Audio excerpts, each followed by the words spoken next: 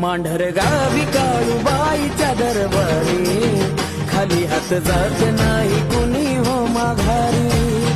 मांढर गावी काळूबाईच्या दरबारी खाली हात जात नाही कुणी हो माघारी।